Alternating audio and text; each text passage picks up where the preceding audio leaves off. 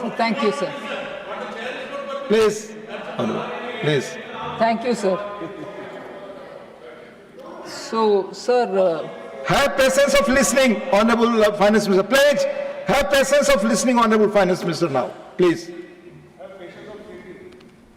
so thank you, sir. As I said, we are dealing with 3 different acts and their amendments. Because of the evolving global situation, sir,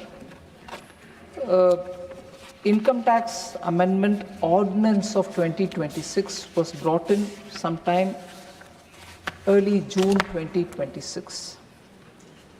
And in that, we had just 2 proposals in the ordinance. The 2 proposals were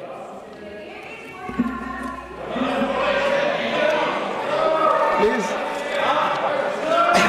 Once, please, up, please, please.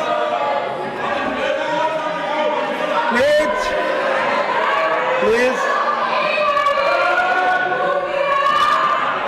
Sir, that is, Please. John Brittas can please stay here if he wants to hear one line, sir. Yes, That's I a told you, typical Chair. communist style. Blast everybody with not facts. Twist the facts and do something, and also demand, my right, I have to speak, all that. And when actually the replies are going to be given to them point by point, they don't have the courage. Cowards! Communists in this country are total cowards. Member has proven that. They can't face facts, but they will go on filibustering, making noise. I have a right. They don't have a right to listen. When the reply is given, I feel like saying it's my right to stand up and reply. I honor every member for whatever they say and reply, taking their names. Honorable John Britta should stay here to hear the reply, because he's been creating confusion all over, not just here but in the country, because that's the tactics the communists adopt. Total lies, sir. I'm sorry, lies may not be parliamentary, untruths. So when I said there are 3 acts we are dealing with today, one is an ordinance which was passed on 5th, ordinance which was issued on 5th June 2026, in order that we can address some of the challenging global situations. And that ordinance had only 2 particular aspects. It was issued with 2 things. First was an exemption of capital gains and interest on investment in G6 to FIIs. So if FIIs were to invest in government securities, they would get exemption of capital gains and also exemption on the tax exemption on the interest for those investments which are made in the G6. So that was one thing on which that ordinance came out. The other aspect that the ordinance came out on was providing again exemption, tax exemption for capital gains and tax exemption on interest on investments again in government securities to the Bank of International Settlement. So the ordinance of 5th June 2026 had only these 2 issues, and now that ordinance will have to be made into a law or made part of the law. So we are coming with those 2, but we are not coming with just those 2. We are bringing in newer things as well, in addition, that is. So what are those newer things, sir? Again, keeping the global developing dynamic situation in mind, we have come up with a few more additional points which relate to taxation and other laws. So the first one, I'll be very brief about what are the additional things which are coming in.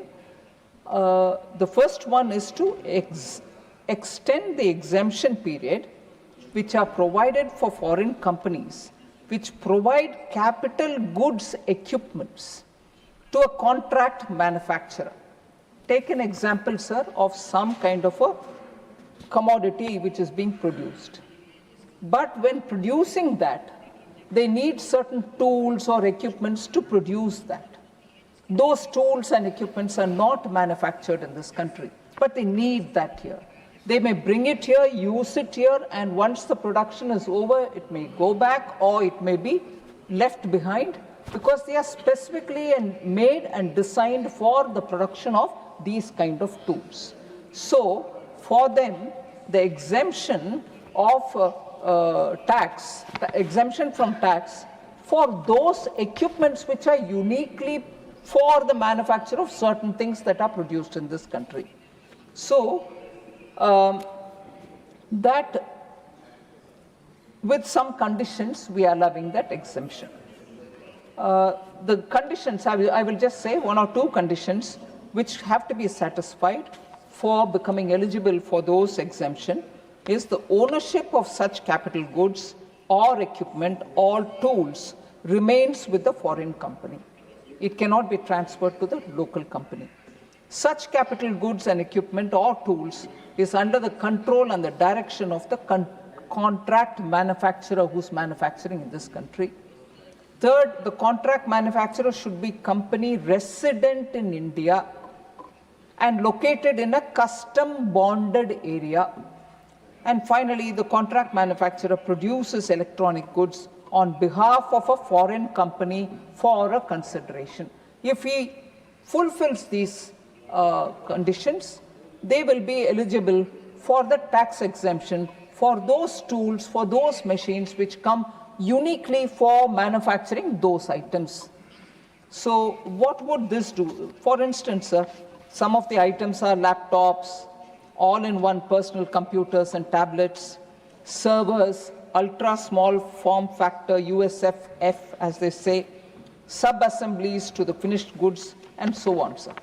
So this is aimed at getting larger ecosystem to come into the country so that a specific manufacturing which is now giving good results for India can now get the entire ecosystem to India so that that process of manufacturing is not a one-off item. So many other investments will come for providing additional support to that ecosystem itself and create employment, bring in newer investments and so on. So a larger ecosystem for enabling contract manufacturing for, not limited to, for mobile phones, laptops, personal computers, servers, and related equipments which can be done in India. So that is one of the additional thing over and above the two ordinance-related matter. The amendments are for this. The second one, sir, amendment of conditions of provisions providing exemption to a foreign company procuring data services from a specified data center. So this also comes with a lot of, and this exemption is provided up to the year ending 31st March 2047. Long-term certainty so that investments come.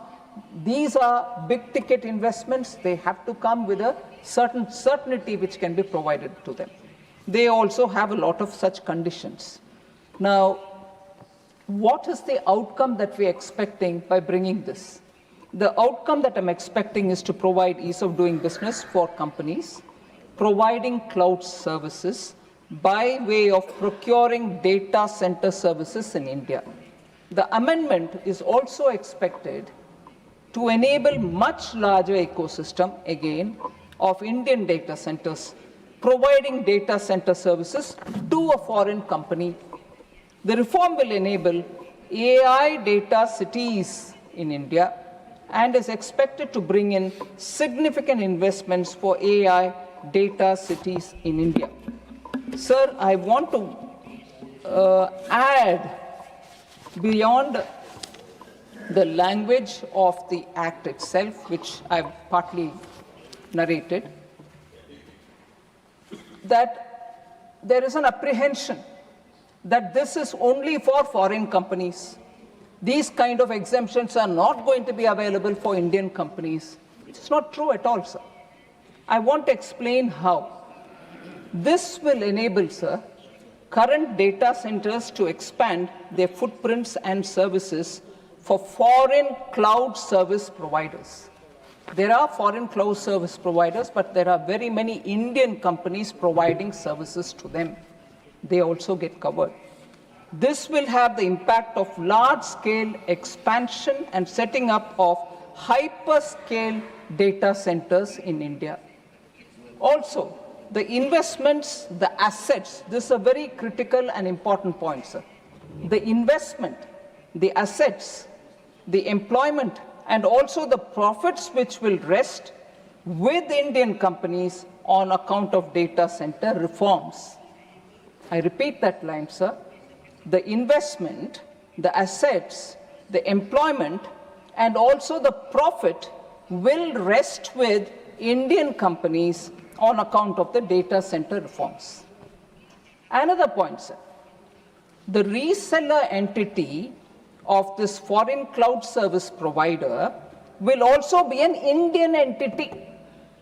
These taxes shall also come to India back again and will expand the reseller ecosystem. The exemption to the foreign cloud service provider is given till 2047 because data center is a long gestation asset and long working life. Investor makes heavy investment and in turn seeks certainty of tax treatment. So it is not just for foreign companies. In fact, the Indian company ecosystem can expand because of this exemptions that we are giving. Third, sir, other than the two which come along with the ordinance which have to be made into a law, the additions that we are making, the third addition is exemption to foreign mining company engaged in the business of selling rough diamonds. I can't see member Vikramjit Sawhney, who spoke elaborately on this point. Foreign mining companies, sir, are allowed, not today, since 2016, to display uncut and unassorted diamonds in specified or special notified zones, such as Mumbai and Surat, and such display is exempted from forming a business connection in India. They come, bring stocks, display it, and whatever is chosen is also taken back, and then they bill it from there. They have no other connection with any of the buyers or companies which are here. This has been on since 2016. For enabling sale of rough diamonds in these zones, safe harbor rules or a framework under Rules 99, 102 of the Income Tax Rules 2026 was provided for foreign mining companies engaged in the business of selling raw diamonds, uncut diamonds, wherein the profit and gains of the eligible business chargeable to tax shall be 4%. That is the safe harbor, or more of the gross receipts from that business.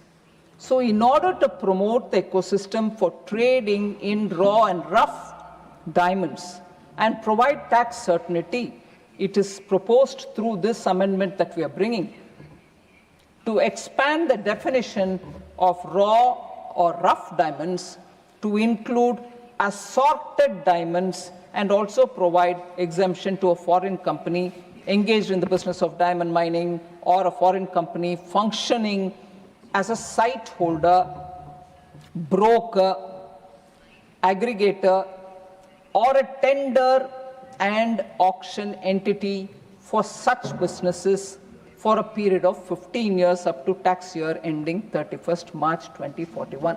We have elaborately mentioned each one of the categories so that there is no confusion about who is eligible and who is not eligible. The new provision, therefore, is proposed to be inserted at serial number 13F of the table in Schedule 4 of the Income Tax Act 2025. The amendment outcome, sir, what are we expecting from this? The amendment is expected to shift some of the diamond trading businesses which happen in places like Amsterdam, Antwerp, or parts of Israel to move to India, diamond trading business to India, and also promote ecosystem for financing of buying and selling of diamonds in India itself. Now also somewhat in Middle East, Dubai, and so on. So all these people, because of this exemptions provided, can now do that wholesale business here and be accessible to Indian buyers. That is the outcome that we expect, that the entire ecosystem can be available here. India is very well known for polishing and cutting the diamonds. Now, if that business also moves here, our diamond industry, which is a very labor-intensive, maximum labor employment is provided by these units, can benefit. So, fourth amendment which we are bringing here, exemption to a foreign company storing components for sale to a contract manufacturer involved in manufacturing of specified electronic goods. So I just want to elaborate on this. Assume that there is a phone manufacturer. There are several thousands of little parts which go into making that phone. Each time he wants a particular component, he will have to place an order, wait for the component to be brought in, then supplied, then make it. But making of these items, which are very export sensitive, require timely supply of these components. There is no way in which you can expedite the supply if you have to each time import it. So among the industry, the idea was, if there was, unless they're keeping it in a ship in the high seas, instead of that, they could hold it within our borders, somewhere close to the port, not as a ownership. It's in the ship or here, but immediately supplied to that particular notified manufacturer, that particular component, and whatever tax has to be paid will be paid. Therefore, foreign companies were provided a safe harbor till now at the rate of 2% or more of the gross receipts from the business activity of storage of components in a warehouse in a custom bonded area. So the framework is part of Rule 99 to 102 of the Income Tax Rules 2026, applies where such components are sold to a contract manufacturer, specified fellow, of specified electronic goods. So what are we proposing now? Accordingly, it is proposed that exemption may be provided on the income of a foreign company storing components for sale to a contract manufacturer involved in manufacturing a specified electronic goods for a period of 15 years up to the tax year ending 31st March 2041. So the specific or specified electronic goods are, again, mobile phones, laptops, all-in-one personal computers and tablets, servers, ultra-small form factors, USFF, sub-assemblies to the finished goods mentioned in clauses 1 and 2, that is phone and laptops, hearables, wearables, and accessories related to finished goods mentioned in clauses 1 and 2. So what is the outcome we are expecting out of this? Amendment is expected to enable a much larger ecosystem for contract manufacturing of mobile phones, laptops, personal computers, servers, and related components in India. So the fifth additional thing that we are bringing on is exemption to a unit holder on dividend received or receivable from a special purpose vehicle of business trust where such SPV is in new regime. So this is a very simplified one, which I think all of us were aware of. We brought in the accumulated MAT, which was in the old income tax regime, sort of as a final tax, and from now we wouldn't collect MAT under the old regime, nor do we want to collect under the new regime. But in order to exhaust the MAT or the MAT, which has already got accumulated, we said companies will have to move over to the new tax regime. Now, when they move into the new tax regime with the accumulated MAT, which they would want to exhaust, they would have a SPV in the case of InvITs and so on. They would have an SPV. That's one thing which has happened through the finance bill. In the new income tax regime, sir, we don't allow any exemptions, which is well known to everybody. But because people are moving into the new regime with accumulated MAT, they have to exhaust it. Then what happens is, if they pass the dividend from their hand to the unit holder, because it's all units which come together, INVIT is a set of units, ratus is a set of units. Unit holder is an individual. When they pay the dividend in the new tax regime, these dividend receivers, unit holders, will be subject to tax. So that is inconsistent with the practice which existed in the old regime.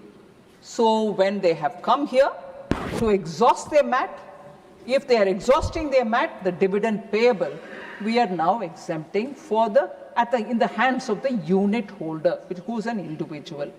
So the SPV of a business trust may also have to move to the new tax regime, either to avoid final MAT tax in the old regime or to avail accumulated MAT credit in the new regime, which is what I explained. So this will lead to unit holders losing the exemption on dividend income, which is why we are giving the exemption to the unit holder. What would this be as an outcome? The amendment is expected to further boost investments in real estate and infrastructure through business trusts, because we are making it consistent.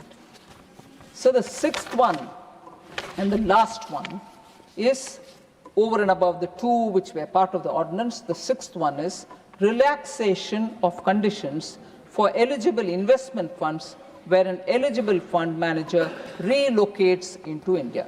So this is a very interesting case, because as per 9(2) of the Income Tax Act 2025, income is deemed to accrue or arise in India if it accrues or arises directly or indirectly through or from any asset or source of income in India, or any property in India, or any business connection in India, or transfer of capital assets situated in India. Now, when all this is so completely India, there are cases where a fund operates outside, but the fund manager is located in India. In order to exempt such cases, several conditions have been prescribed in respect of an eligible investment fund and also the fund manager. Presently, there are 13 conditions for the eligible investment fund and 4 conditions for the fund manager. Some of these conditions stand relaxed in IFSA. However, there have been persistent representations from the industry to rationalize the said conditions so that fund managers could relocate to India. So, Schedule 1 of the Income Tax Act of 2025, sir, is proposed to be amended. So that's the amendment, the sixth one, to relax the conditions for being an eligible investment fund. It has been proposed to reduce the number of such conditions from 13 at present to only 5 conditions to rationalize the said conditions. The proposed 5 conditions are these: fund is not resident in India, fund is resident in a country or specified country which is having a DTA, double taxation avoidance agreement with India, or in a notified jurisdiction. Aggregate investment by Indian residents does not exceed 5% of the corpus. Fund does not carry on or control and manage directly or indirectly any business in India. No person acting on behalf of the fund engages in any activity which constitutes business connection in India other than the activities undertaken by the eligible fund manager. So what is the outcome that we are expecting out of this, sir? The amendment is expected to promote fund management activity in India.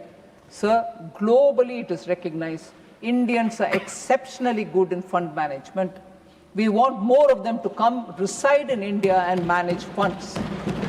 Funds can be outside, but if the fund manager comes to India, we are able to have better administration and more people who are very good in this field can get opportunities within India. So the amendment is expected to promote fund management activity in India, as it will enable relocation of fund managers to India. As I said, Indians have much expertise in fund management, and it is expected that many fund managers of global funds will relocate to India in IFSC or also elsewhere in the country.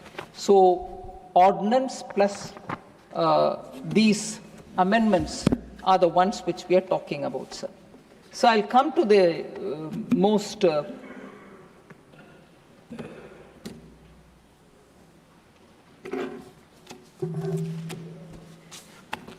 discussed and debated points, sir. On the UPI. First of all, what does this amendment do about the UPI? So the Taxation and Other Laws Amendment Bill, as we call this Bill 2026, which has been passed by the Lok Sabha, which is now being discussed here, proposes to amend Section 10A of the Payment and Settlement Systems Act 2007. The amendment is an enabling provision. It does not impose any tax or transaction charge on UPI users. Let this be clear. It enables the government to specify through notification the electronic payment modes that will continue to receive statutory protection against charges. So I'd like to read that again. The enabling provision that we are bringing in today does not impose any tax or transaction charge on UPI users. It enables the government to specify through notification the electronic payment modes that will continue to receive statutory protection against charges. Once the bill is passed in Parliament, the UPI and Services Steering Committee, headed by the National Payments Corporation of India, will consider and decide whether any MDR should be introduced, and if so, its scope and structure. So that is the committee which will have to see what is the scope of anything now that the enabling provision allows them. Therefore, no MDR framework has yet been finalized. Let's take that as the first step. I'll also, before I come to the specifics, want to say experience from Visa and MasterCard. Electronic merchants routinely pay MDR of around 1.5% to 2% or plus more than 2% on credit cards and up to 0.90% on debit cards today too. Yet major retailers generally do not add a separate charge to the customers. So you have these charges on the businesses, but they don't charge separately on the customers. Instead, they actively promote card usage through discounts and EMI offers. For instance, I'm taking names just for us to understand. Amazon, Flipkart, Chroma, Reliance Digital, Vijay Sales, etc. On a 10,000 rupees or up to 1 lakh purchase, you'll typically find them following on credit and debit cards, instant bank discounts, no-cost EMI options, additional cashback offers, or exchange bonuses. The merchant is already bearing payment acceptance cost because digital payments help drive higher sales and large ticket sizes. A vast number of electronic purchases are financed through EMI in one form or the other. Customers often choose a card specifically because of EMI and issuer-funded offers. UPI is currently the least attractive option in this category, even with zero MDR. Unlike credit cards, today, nobody offers rewards and issue of funded discounts on UPI. The sustainable revenue stream can actually enable more innovations such as merchant issuer offers on UPI. So just so that we talk comparably, sir, merchant or payment acceptance charges are used in several major faster payment ecosystems. Australia, sir, up to Australian dollar 0.3 per transaction or 0.50% per transaction. Brazil, about which our Honorable Member John Britta said, Brazil example. Brazil has 0.22% to 0.33%. I'm giving an indicative charge. Brazil has charges. China, which they'll feel very close towards, approximately 0.40%. I don't know if you'll be able to shout at Beijing, hey, we follow you. Why are you charging on India? Are you anti-people? China does it, it's all right. But China has charge. Indonesia, 0.30%. Japan, US dollar 1 or 1.49, flat amount. South Korea, 0.72 to 1.99%. South Africa, approximately 0.4%, capped at 30 rand, which is the South African currency. Singapore has 1.30%. Thailand has up to 10 baht, which is their currency. US, 0.5%. Now, come to our today's situation, about which a lot of members spoke. Feeling strongly about it, sir, I want to say. Will consumers pay any UPI charge? No. UPI has remained free for consumers since its launch, and every Indian will continue to make this instant digital payment without paying a transaction charge.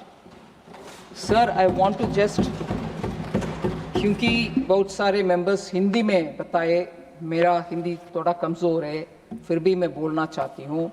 I heard Honorable Member Sanjay Singh saying, चाय वाला, सब्जी वाला, ठेले वाला, पटरी वाला, छोटे-छोटे व्यापारी, मिनिमम सर्विस चार्ज वगैरह, ये कोई MDR पे नहीं करेंगे. चाय वाले के ऊपर, सब्जी वाले के ऊपर, ठेले वाले के ऊपर, पटरी वाले के ऊपर MDR चार्ज नहीं लगेगी.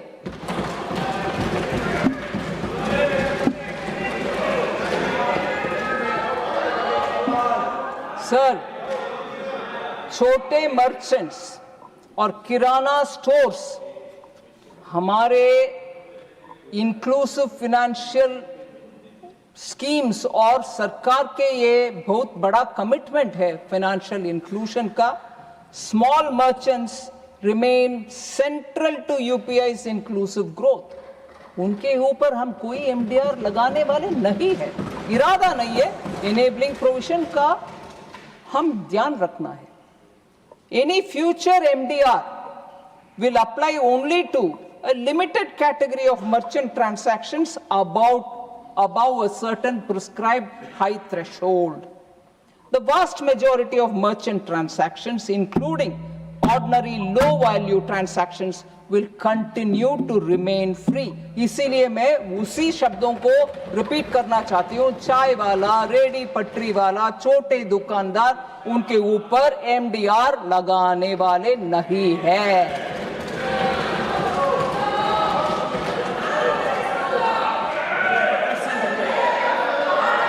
Please. सर, ये बात हमारे कम्युनिस्ट दोस्तों के लिए अच्छा गाना जैसे मीठा मीठा लगने वाले थे, मगर वो नहीं है अभी. हाँ, उनको हम जाके बोलना चाहिए, भैया प्लीज इतना अच्छा खुशखबरी हम आपको दे रहे हैं, मगर बाहर जाकर दोबारा वही गलत फहमियां रगड़ करके बोलना नहीं है. पार्लियामेंट में जब जवाब दे दिया, बाहर जाकर के गलत फहमी फैलाने वाले के ऊपर इस देश में कुछ प्रश्न उठाना चाहिए। मैं ये नहीं बोल रही हूँ कानून बनाना चाहिए, कम से कम उनके ऊपर प्रश्न तो उठाना चाहिए। ये क्या है भाई? पार्लियामेंट में सुन लिया, एनपीसीए कल तो मीडिया में बोल दिए, डिपार्टमेंट ऑफ फाइनेंशियल सर्विसेज के द्वारा प्रेस नोट भी आ गए ना, फिर भी हम हमारे ही ध्वनि में जाएंगे, गलतफहमी कहां सर? आदत की मजबूर। केरल में भी साफ हो गए। हाँ, इसीलिए केरल में भी टोटल साफ हो गए। भारत देश में अभी कई कम्युनिस्ट का राज्य नहीं है sir. So the amendment does not contemplate a blanket charge on vegetable vendors, चाय वाले, फ्लावर वाले, ऑटो ड्राइवर्स, किराना स्टोर, किसी के ऊपर हम कोई इसमें नहीं।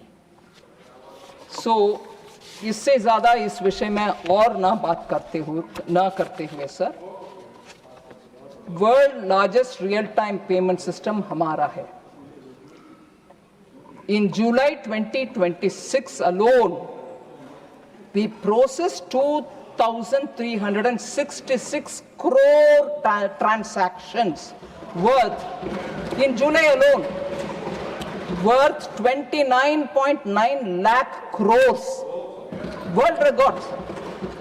ये हमारा छोटे स्वनिधि व्यापारी या डिजिटल पेमेंट के द्वारा छोटे छोटे क्यूआर कोड्स रखने वाले, रेडी पटरी वाले, सब के देन है भारत देश का। उनके ट्रांसैक्शंस के द्वारा हमारी यूपीआई बढ़ रही है।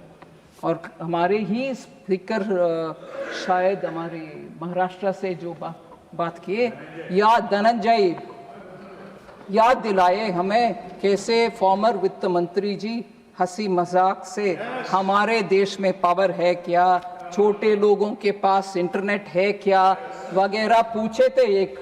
एक समय पर सब लोग उनके साथी हंस रहे थे। आज उसी यूपीआई 2,366 करोड़ एक ही जुलाई 2026 महीना में ट्रांजैक्शन किए पूरे देश में चल रही है।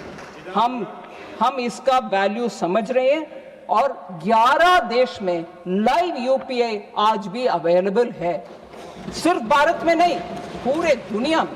इसीलिए मैं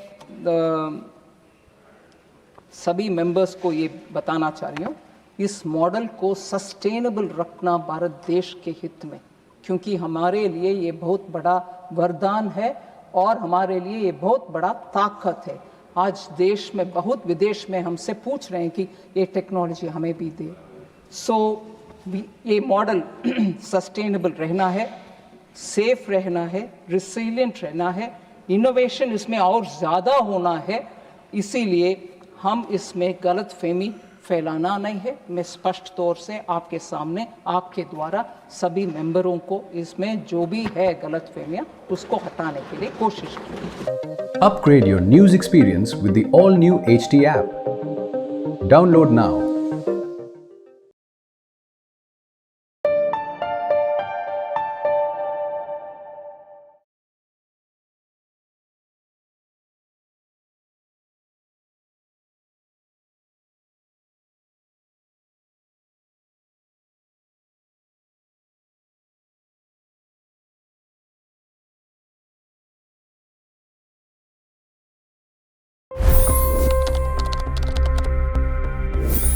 $25 करोड़ गरीब गरीबी को परास्त करके बाहर निकले। For the good of our nation, let's work together and let's truly make America great again. The fastest news breaks. Requested PM saying that look, you will have to speak to Putin and to Zelensky. The biggest news makers. The relationship with India is probably the most important bilateral relationship the US will have for the rest of this century. The capital delivered quite an election result today. Expert analysis. The million-dollar question today is how to stop this dance of death. Ground reports. I'm standing at the crossroad of the Kumbh Mela. Behind me are more than 100 entry ghats. Long-form interviews. Exclusionary politics is reflected in Manipur case as well. You don't bother because this is a small state. Have you ever wondered what happens when a banking dynasty meets tides of world history, intrigue, and a dash of myth? Why exactly did the US topple the Sheikh Hasina government? HT Videos. We don't just break news, we break it down.